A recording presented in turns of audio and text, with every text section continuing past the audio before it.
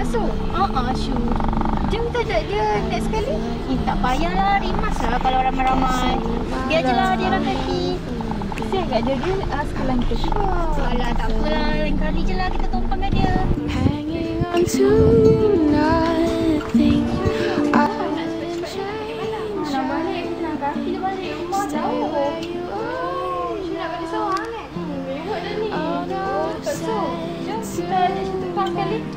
Macam dah lambat je, tak payahlah. Nanti saya malas lah. Jom ambil sikit lah. Sorry.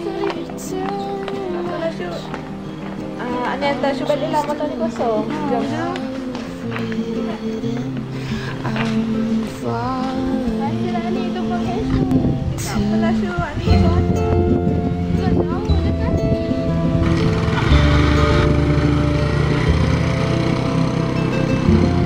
Just another tourist making stops, but it's got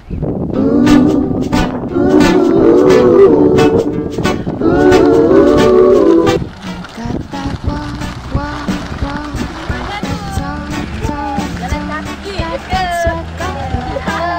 such a glamour.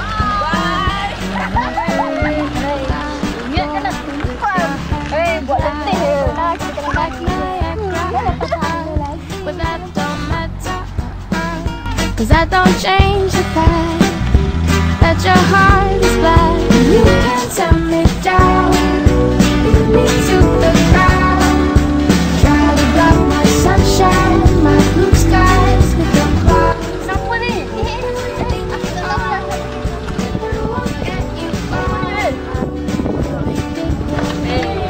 But you see that beauty is a fading glow. Tadi tak nak dipakai orang sangat.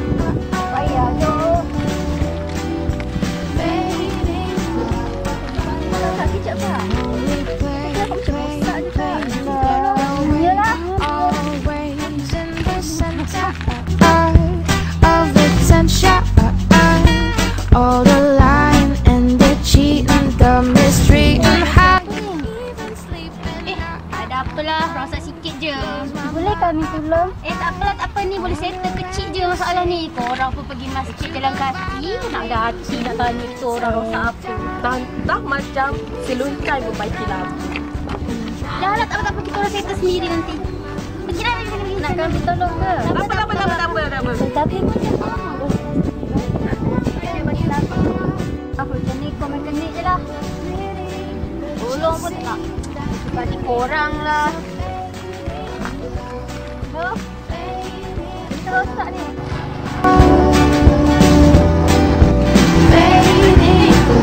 Tak lah cik. Tolong checkkan. Saya dah buntu dah.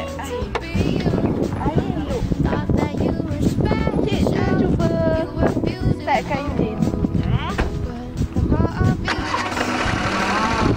Alhamdulillah. Kami ni apa yang kami buat tadi ya.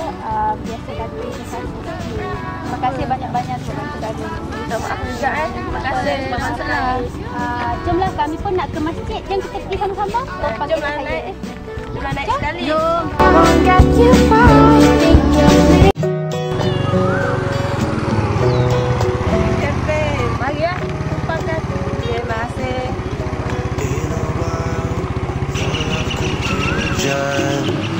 Where we walk with pain in our hearts.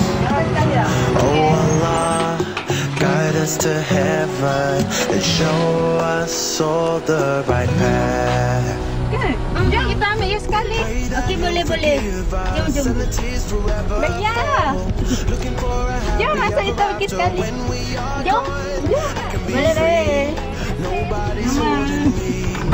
I'm on the road to be where Allah is pleased with me. We can be